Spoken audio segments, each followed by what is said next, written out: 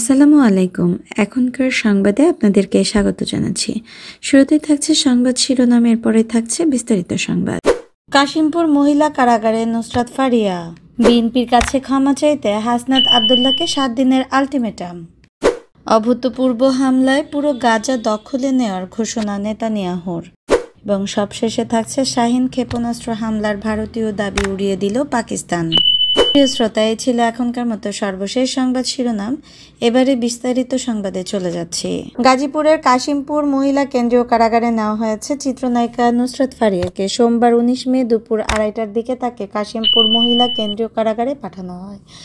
কাশিমপুর মহিলা কেন্দ্রীয় কারাগারের সিনিয়র জেল সুপার কাওয়ালিন নাহার জানান, দুপুর 2:30টার দিকে তাকে প্রিজন ভ্যানে করে নুসরাত ফারিয়াকে এ কারাগারে পাঠানো হয়েছে। জানা যায়, সোমবার 19 মে সকালে শুনানি শেষে নুসরাত ফারিয়াকে কারাগারে পাঠানোর আদেশ দেন ঢাকার মেট্রোপলিটন ম্যাজিস্ট্রেট সারা ফারজানা হক।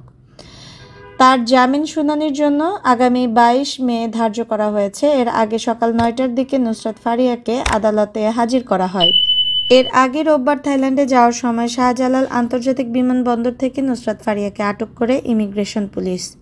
এরপর জিজ্ঞাসাবাদের জন্য তাকে গোয়েন্দা পুলিশ কার্যালয়ে নিয়ে যাওয়া হয়। পরে বৈষম্য বিরোধী ছাত্র আন্দোলনে ভাটারা এলাকায় শিক্ষার্থী হত্যা চেষ্টার মামলায় তাকে গ্রেফতার দেখানো হয়। কুমিল্লায় বিএনপির রাজনীতি চলে আওয়ামী লীগের টাকা, এমন বক্তব্য প্রত্যাহার করে বিএনপির শীর্ষ নেতৃবৃন্দের কাছে ক্ষমা না চাইলে জাতীয় নাগরিক পার্টি এনসিপির দক্ষিণাঞ্চলের মুখ্য সংগঠক হাসনাত আব্দুল্লাহকে কুমিল্লায় কোনো অনুষ্ঠান করতে দেওয়া হবে না বলে জানিয়েছেন বিএনপির কেন্দ্রীয় সাংগঠনিক সম্পাদক কুমিল্লা বিভাগ অধ্যক্ষ সেলিম ভুঁইয়া। আগামী 1 সপ্তাহের মধ্যে ক্ষমা না চাইলে কুমিল্লায় হাসনাত আব্দুল্লাহকে অবাঞ্ছিত করা হতে পারে বলেও জানান তিনি। সোমবার 19 মে কুমিল্লা প্রেস ক্লাবে আয়োজিত এক সাংবাদিক সম্মেলনে এমন বক্তব্য করেন সেলিম ভুঁইয়া। গত 16 মে কুমিল্লা শিল্পকলা একাডেমিতে ছাত্র জনতার গণ আন্দোলনে কুমিল্লায় আহত শহীদ ও বীর সন্তানদের সম্মানে আয়োজিত জুলাই সমাবেশে হাসনাত আব্দুল্লাহ বলেন, কুমিল্লার অনেক উপজেলায় আওয়ামী লীগের রাজনীতি যেমন আওয়ামী লীগের টাকায় চলে, তেমনি বিএনপির রাজনীতিতেও আওয়ামী লীগের টাকায় চলে। কুমিল্লা অনেক উপজেলা রয়েছে যেখানে সব দলের রাজনীতি এখন আওয়ামী লীগের টাকায় বিক্রি হয়ে গিয়েছে। হাসনাত আব্দুল্লাহর এমন বক্তব্যের প্রতিবাদে সোমবার কুমিল্লা প্রেস ক্লাব প্রাঙ্গণে বিভাগীয় বিএনপির উদ্যোগে সংবাদ সম্মেলনের আয়োজন করা হয়। এতে লিখিত বক্তব্য রাখেন দলটির কুমিল্লা বিভাগীয় সাংগঠনিক সম্পাদক সেলিম ভুঁইয়া। লিখিত বক্তব্যে তিনি বলেন, গত 16 মে কুমিল্লার একটি অনুষ্ঠানে এনসিপি নেতা হাসনাত আব্দুল্লাহ বলেছেন, কুমিল্লায় বিএনপির রাজনীতিবিদরা আওয়ামী লীগের টাকায় রাজনীতি করে। হাসনাত আব্দুল্লাহর বক্তব্য শিশুসুলভ। তিনি রাজনীতিতে অপরিপক্কতার কারণে শিশুসুলভ বক্তব্য দিয়েছেন। তার মানসিক চিকিৎসার প্রয়োজন বলে আমরা মনে করি। হাসনাত আব্দুল্লাহ বর্তমানে কিংস পার্টি খ্যাত এনসিপির মুখপাত্র। তার মতো ব্যক্তিদের দিয়ে পরিশীলিত রাজনীতি হবে না। রাজনীতিতে সহনশীলতার পরিচয় দিতে হয় এবং অন্য দল ও অন্য নেতাদের প্রতি সম্মান দেখাতে হয়। হাসনাত আব্দুল্লাহর বক্তব্যে বিএনপির কুমিল্লার নেতাকর্মীরা ক্ষুব্ধ। হাসনাত আব্দুল্লাহর বক্তব্য প্রত্যাহার করা না হলে বিএনপির কুমিল্লার নেতাকর্মীদের শান্ত রাখা সম্ভব নয়। তিনি বলেন, অন্তর্বর্তীকালীন সরকার এসব ছেলে মানুষই নেতাদের রাজনীতির মাঠে নামিয়ে সরকারকে বিতর্কিত করছে। সরকারের উচিত তাদের রাজনীতির মাঠ থেকে সরিয়ে একটি সুষ্ঠু ও অবাধ নির্বাচনের ব্যবস্থা করা। সরকার নির্বাচনকে যত বিলম্বিত করবে ততই দেশের জনগণের আস্থা হারাবে। জনগণ চায় নির্বাচন। জুলাই আগস্টের গণ আন্দোলনে বিএনপির অবদান তুলে ধরে সেলিম ভুঁইয়া বলেন, জুলাই আগস্ট বিপ্লবে বাংলাদেশ জাতীয়তাবাদী দল ফ্যাসিস্ট হাসিনা সরকারের পতনে মুখ্য ভূমিকা পালন করেছে। আমাদের নেতা তারেক রহমান আমাদের নেতাকর্মীদের নির্দেশ প্রদান করেছেন সার্বক্ষণিক আন্দোলনের মাঠে কাজ করার জন্য। তিনি সবকিছু মনিটরিং করছেন।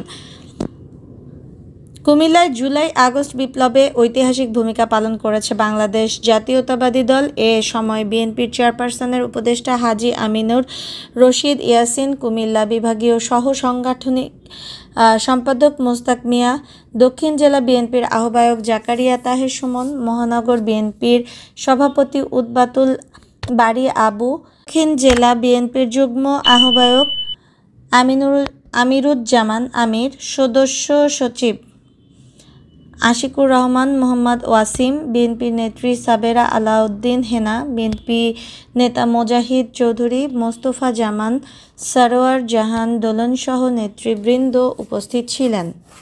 ইসরায়েলের প্রধানমন্ত্রী বেনিয়ামিন নেতানিয়াহু গাজার পুরো ভূখণ্ডের নিয়ন্ত্রণ নেবে বলে ঘোষণা করেছেন সোমবার 19 মে। এ সময় গাজার সামরিক অভিযান আরও জোরালো করা হয়, যার অংশ হিসেবে দক্ষিণের খান ইউনিস শহরে অভূতপূর্ব হামলার আগাম ঘোষণা দিয়ে বাসিন্দাদের সরে যাওয়ার নির্দেশ দেওয়া হয়, খবর এএফপির।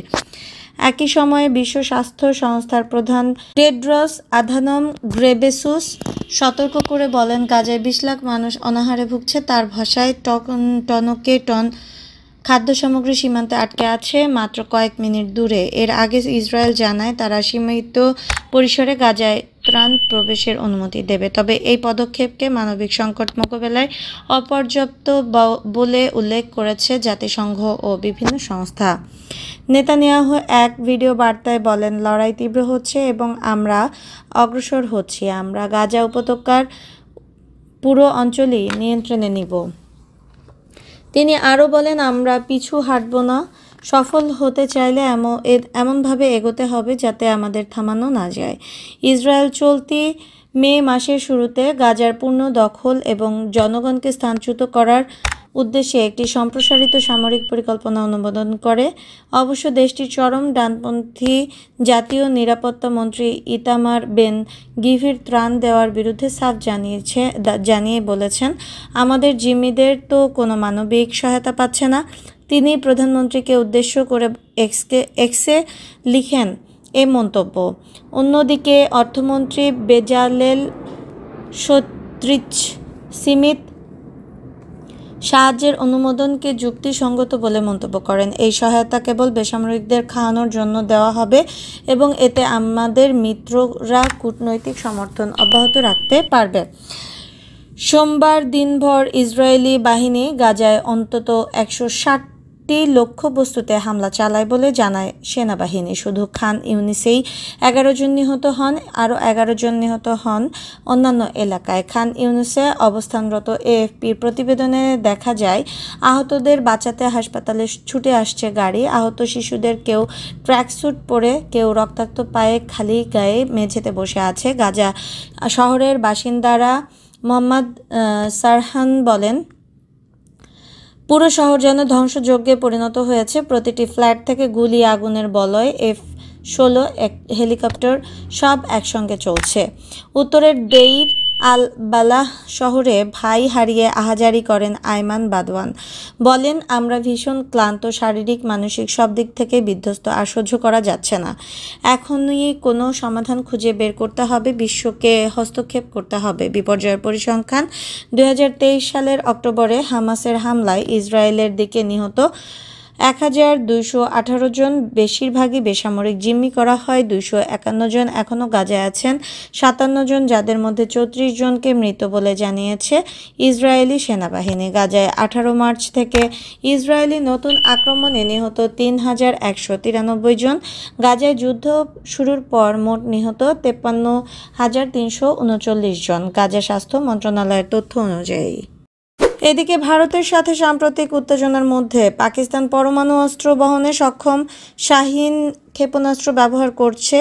ভারতীয় সংবাদ মাধ্যমের এমন দাবি সোমবার উড়িয়ে দিয়েছে পাকিস্তানের পররাষ্ট্র দপ্তর। পাকিস্তান এই অভিযোগকে ভিত্তিহীন বলে আখ্যায়িত করেছে এবং দাবি করেছে এটি এক ধরনের বিভ্রান্তিকর প্রচারণা। দপ্তর এর মুখপাত্র শফকত আলী খান এক বিবৃতিতে বলেছেন, ভারতীয় সংবাদ মাধ্যমে প্রচারিত ভিত্তিহীন অভিযোগগুলো আমরা দৃঢ়ভাবে প্রত্যাখ্যান করছি। তিনি আরও জানান, পাকিস্তান কোনো ধরনের ক্ষেপণাস্ত্র ব্যবহার করেনি এবং এই তথ্য সম্পূর্ণরূপে ভুল। গত মাসে অধিকৃত কাশ্মীরের পেহেলগামে ভয়াবহ সন্ত্রাসী হামলার জন্য পাকিস্তানকে দায়ী করে ভারতের নয়াদিল্লি। তবে পাকিস্তান এই অভিযোগকে দৃঢ়ভাবে অস্বীকার করেছে এবং একটি নিরপেক্ষ আন্তর্জাতিক তদন্তের আহ্বান জানায়। এরপর থেকেই দুই দেশ একে অপরকে দোষারোপ করে চলেছে, যার ফলে পরিস্থিতি অত্যন্ত উত্তপ্ত হয়ে ওঠে। ভারতীয় সংবাদ মাধ্যম নিউজ এরিনা জানায়, ভারতীয় সেনাবাহিনীর সম্প্রতি দাবি করেছে পাকিস্তান একটি পারমাণবিক সক্ষম শাহীন ক্ষেপণাস্ত্র ছুড়েছে। এনডিটিভির প্রতিবেদনে বলা হয়, ভারতীয় সেনাবাহিনীর প্রকাশিত একটি ভিডিওতে F-16 বিমান থেকে ক্ষেপণাস্ত্র উৎক্ষেপণের দৃশ্য দেখা গেছে। তবে পাকিস্তান এই অভিযোগ অস্বীকার করে এবং এফও মুখপাত্র শাফকাত আলী খান বলেছেন, এই দাবি সম্পূর্ণ অপ্রমাণিত এবং বিভ্রান্তিকর। ভিডিওটির ভিত্তিতে এটির প্রচার করা হয়েছে। পাকিস্তানের পররাষ্ট্র দপ্তর দাবি করেছে ভারতীয় সংবাদ মাধ্যমের কিছু অংশ মিথ্যা তথ্য প্রচার করছে এবং এই ভুল তথ্যের প্রচারণা ভারতের সাম্প্রতিক সামরিক ব্যর্থতা থেকে মনোযোগ সরানোর চেষ্টা। ভারতের পররাষ্ট্র দপ্তর মুখপাত্র আরও বলেছেন, এমন বিভ্রান্তিকর প্রচারণা আঞ্চলিক স্থিতিশীলতাকে ক্ষতিগ্রস্ত করে এবং সরকারি প্রতিষ্ঠানগুলোর পেশাদারিত্বকেও প্রশ্নবিদ্ধ করে। পাকিস্তান আরও বলেছে যে ভারতীয় সেনাবাহিনীর প্রকাশিত ভিডিওটি একেবারেই বিভ্রান্তিকর এবং এটি সেনাবাহিনীর পক্ষ থেকে প্রচারিত ভুল তথ্য ছিল, যা পরে মুছে ফেলা হয়। পাকিস্তানের আন্তঃবাহিনীর জনসংযোগ মহাপরিচালক লেফটেন্যান্ট জেনারেল আহমেদ শরীফ চৌধুরী বলেছেন, ভারতের সাথে সাম্প্রতিক যুদ্ধবিরতির পর পাকিস্তান কখনো ভারতীয় আধিপত্যের কাছে মাথা নত করবে না। তিনি আরও বলেন, পাকিস্তানকে কখনো নিরুৎসাহিত করা যাবে না এবং ভারতকে চাপিয়ে দেওয়া যাবে না। পাকিস্তান তার অবস্থানে দৃঢ় থাকবে। প্রিয় শ্রোতা, এই ছিল এখনকার মতো সর্বশেষ সংবাদ। পরবর্তী সংবাদ শোনার আমন্ত্রণ জানাচ্ছি এবং সেই সাথে অনুরোধ জানাচ্ছি, ভিডিওটি ভালো লেগে থাকলে চ্যানেলটিতে সাবস্ক্রাইব করুন, পাশে থাকা বেল আইকনটিতে ক্লিক করে রাখুন এবং লাইক কমেন্ট করতে ভুলবেন না। আপনাদের গুরুত্বপূর্ণ মন্তব্যগুলো আমাদের চ্যানেলকে সামনের দিকে এগিয়ে নিয়ে যেতে সাহায্য করবে। ধন্যবাদ।